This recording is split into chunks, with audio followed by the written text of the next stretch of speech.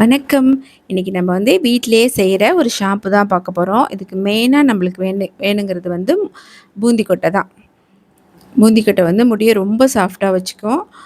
அப்புறம் வந்து வாசனைக்காக ரோஸ்மேரி எல்லாம் அமேசான்லேயே கிடைக்குது.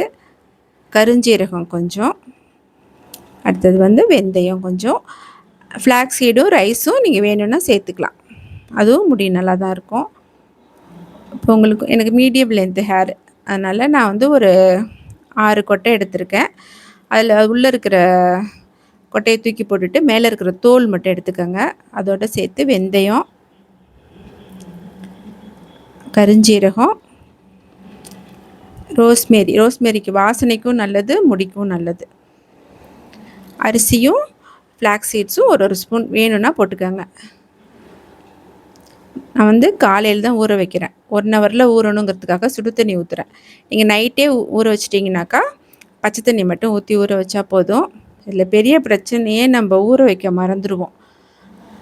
அப்புறம் வேறு வழி இல்லாமல் ஷாம்பு போட்டு குளிச்சுட்டு வந்துடுவேன். அப்படி இல்லைன்னாக்கா 1 ஹவருக்கு முன்னாடி இந்த மாதிரி சுடு தண்ணி ஊற்றி நம்ம ஊற வைக்கலாம். ஷாம்பூ நல்லா தான் இருக்கும். இருந்தாலும் இது வந்து யூஸ் பண்ணி பார்த்தீங்கன்னா தான் உங்களுக்கு அது டிஃப்ரென்ஸ் தெரியும். இதை வந்து நல்லா மிக்சியில் போட்டு அரைச்சிருங்க. டைம் இருந்ததுன்னா இந்த மாதிரியெல்லாம் செஞ்சிங்கன்னா உங்கள் முடி வந்து ரொம்ப நல்லாயிருக்கும். இல்லை பெரிய கண் இருக்கிற வடிகட்டியில் வடித்தாச்சு. அதில் இருக்கிற சக்கையை வந்து ஊற வச்ச தண்ணியிலே தான் அரைச்சேன். மிச்சம் கொஞ்சோண்டு சக்கை இருக்குல்ல, அதில் வந்து ஒரு 2 ஸ்பூன் அளவுக்கு தண்ணி ஊற்றி இன்னொரு வாட்டி அரைச்சி வடிகட்டிடுங்க.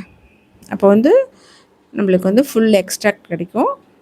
அந்த சக்கையை வந்து நீங்கள் பாத்திரம் தேய்க்கிறதோட போட்டிங்கனாக்கா பாத்திரம் தேய்க்கிறதுக்கு அப்படியே தேய்ச்சிடலாம். பாருங்கள் எவ்வளோ நல்லாயிருக்கு பார்த்தீங்களா?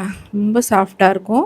இது தலையில் தடவி ஒரு 5லேருந்து 10 நிமிஷம் வரைக்கும் ஊற வச்சுட்டு நல்லா தேய்ச்சி குளிச்சிருங்க. நான் கடையில் கூட இந்த மாதிரி பொடி வாங்கி பார்த்தேன். இத்தினோண்டு பொடியே 250 ரூபா அந்த ஒரு பேக்கெட்டே. ஆனால் அது ஒரு மாதிரி ரஃப்பாகவும் நுரையும் ரொம்ப வரல. எனக்கு அது பிடிக்கல. அதுக்கு பதில் நம்ம வீட்டிலையே இந்த மாதிரி செஞ்சிடலாம். நம்மளுக்கு சீப்பாகவும் இருக்கும், ரொம்ப நல்லாவும் இருக்கும். ஒரு 10 மினிட்ஸாவது ஊற வச்சுட்டு அலசிடுங்க.